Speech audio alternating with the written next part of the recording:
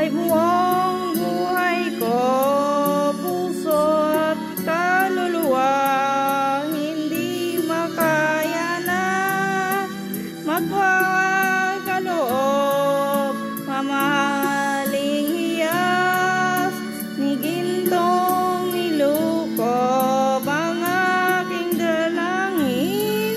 O Diyos ay tanggapin ang tanging alay ko, nawa ay gamitin. Ito lamang Ama, wala nang iba pa akong hinihiling.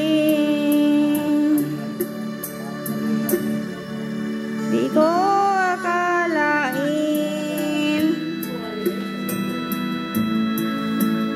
ako ay binigyang pansin. Ang taong tulad ko'y di dapat mahalin.